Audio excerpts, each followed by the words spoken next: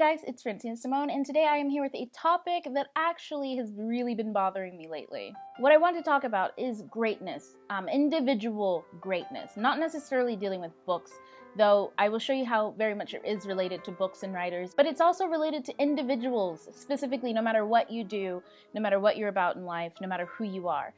This idea actually stemmed from topic of diversity. I've been thinking on it really hard because what I've noticed whenever diversity is talked about, or whenever people try to raise up a group of people, they often put down another group. And the reason why this actually really stuck with me is because whenever I watch or read topics about diversity, I notice that there is a subtle blame put on the majority group, or there's this subtle underlying saying that the majority group is at fault, or that there is a problem with the majority group, with the way that they do things, the way that they behave, the way that they think.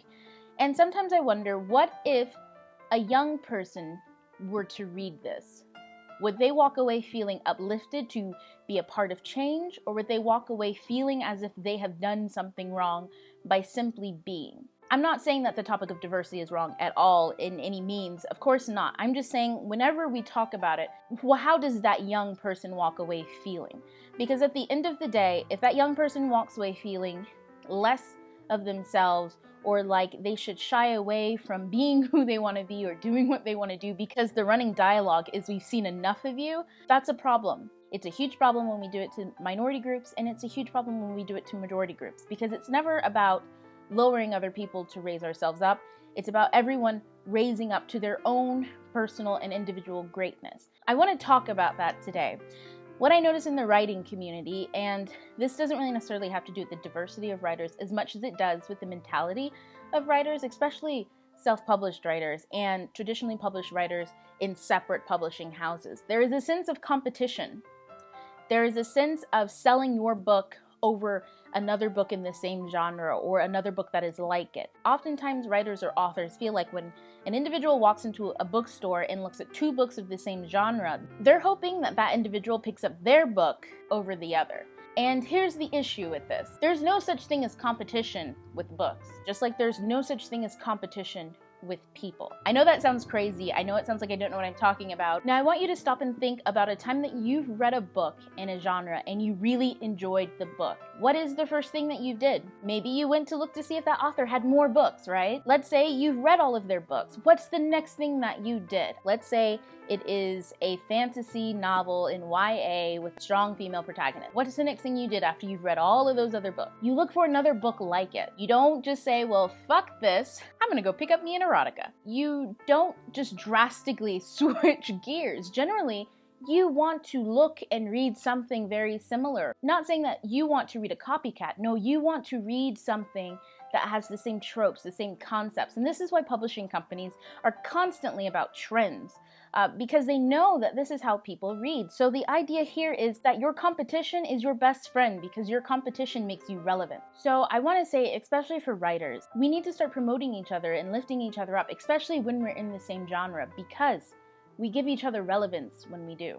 So now I want to move away from just writers and talking about that, because I really hope that that resonates with a lot of people and a lot of writers, and for them not to feel threatened or in competition just because someone else has worked just like you or it's very similar. You want to embrace that, because chances are the people who read their stuff will really enjoy your stuff. And remember, as long as you are always being authentic to yourself and to your work, your piece is different. It's diverse in itself, because no one else can replicate that. So on that thought, I want to bring out some crayons, guys. Yes, I did say crayons. Crayola crayons. Can I say that? Is that like sponsoring? Or do they have to like pay me? Or do I get sued? I want you guys to take a look at these amazing different color crayons. We have orange, some reds, yellow, brown, green, blue. I have a lot of different colors here, right? I want you guys to think of these crayons as people. People, books, whatever. Each crayon is not in competition with the next, correct? They're all different colors. Some of them are newer looking, some of them are older looking, some of them are taller, some of them are nubs, whatever. Some I even have some thick crayons in this box. Think of it this way. In a giant Tupperware container, your greatness is your color, right? So we have this green one here. Now let's say I find another crayon the exact same color green. You'd think they're in competition with each other, right? Because I might use one over the other, choose the prettier one over the other one, right? If the purpose of this greatness of this crayon is to produce an amazing work of art, right? What does it matter that there are other colors like you? In fact, if you want your color represented on that amazing piece of art, you're going to need other colors like you, because when that artist runs out of your greatness and your color, you need like-minded people to pick up where you left off. And when you look at a crayon, you can't take its color away. You can degrade it, you can hate the color blue, you can hate the color red, you can dislike pink, you can put labels on it, you can say blue is for boys and pink is for girls, but it does not take away from its greatness.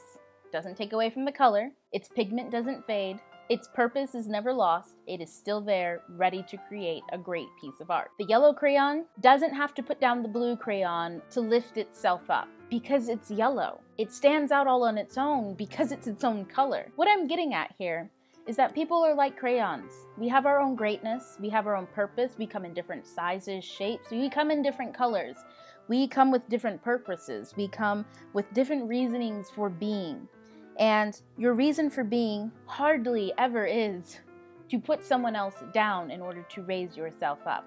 Your reason for being isn't to compete against other people. Your reason for being is to compete against yourself, to constantly be the best you that you can possibly be. My greatness is going to be different from your greatness, from anyone else's greatness, because I am my own individual and it's my job to find out what am I supposed to do with vigor, with purpose, and with meaning. So I really want to say to you, if you've ever felt like someone has torn you down for whatever reason, sometimes it can be as simple as the books you read, and sometimes it can be as devastating as the way you look. If you've ever felt like that, just remember, no matter what kind of labels people put on you, no matter what kind of box they try to sort you in, it does not diminish your greatness. The only person who can diminish your greatness is you. And I know it's easy to let other people get into your head. It's very difficult, especially today in a world where people can say horrible, fucked up things to you in the form of a word, in the form of a comment, whatever. People can do horrible fucking things because maybe they're afraid of their own greatness, afraid of achieving it, afraid of doing it, afraid of getting out and being something and being someone. So they have to tear you down too, and I know it can be really hard not to let those people win. It can be really hard to listen to the voices in your head that tell you, you're too ugly, you're too fat, you're too black, you're too white, you're too much of a girl, you're too much of a guy, you're too gay, you're too tall, you're too short, your hair's too fucked up, your hair's too nice. Sometimes you're too pretty. What you like is too fucking weird, and your ideas are too stupid. Sometimes it can be really hard not to let those voices win. But I'm telling you, as soon as you start fighting against them, and as soon as you stop letting those voices have a stake in your greatness, you'll be able to change this world by lifting everyone up. You'll be ready to stop fighting for peace and to actually start making it. So guys, don't let them people bring you down. Don't let them hurt you. Don't let them tell you all sorts of fucked up shit. I mean, if you have an opinion, someone is going to be out there telling you that it's stupid. No matter what it is that you love to do, that you are good at, that brings you joy, people are going to be out there telling you that it's stupid and it's a waste of time. And worse, it can be the people who you love the most. It can be in the most loving ways that they tell you that you need to stop doing whatever it is that you want to do. Not to talk that way because it makes you sound unintelligent. Not to dress that way because it's going to make other people think you're easy. Or don't dress that way because other people will think you're ugly, that you have no taste. Don't color your hair that way, you'll never get a job. What I'm getting at is sometimes the comments that break us down most not only come from ourselves, but the people that love us. Maybe it comes from their own fears, their own places of insecurity. I remember growing up as a black girl, there was this idea that I had to work 10 times harder than everyone else to achieve the same things because of my skin color, because I'm a woman. And the only thing that did was create an insecurity in me to think that I have a disadvantage, when really that disadvantage was put on me in my mind. Because at the end of the day, what does my skin color or gender matter when people in countries today have laws pressed against them because of that and they still succeed? So always remember, negative comments are someone else's insecurities. Don't make them yours, because the moment you do is the moment you hold your greatness down. And when you hold back on your own greatness, when you shy away from it, when you put your color back in the box instead of joining the picture, you not only hurt yourself, but you hurt everyone else, because now we're missing out on you. We're missing out on the things that you have to say that matter. We're missing out on your voice. We're missing out on the beauty that you bring to this world. You don't have to have original and monumentous ideas to move mountains. All you have to do is take one step at a time towards being who you were meant to be, using the voice you were meant to have, and being true to yourself. And along the way, make sure to raise other people up next to you.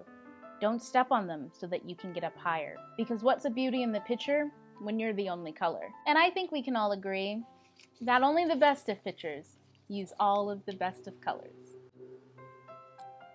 But seriously, guys, I really just want to drive home the point that be the best you that you can be and be the change that you want to see in the world. And if you are trying to make a change, make sure it's not on the backs of someone else. Make sure that it's to raise everyone up. So that's it for this video. I am going to make a writing video really soon, so stay tuned for that. I'm going to get another book up or some other things soon, guys, I swear.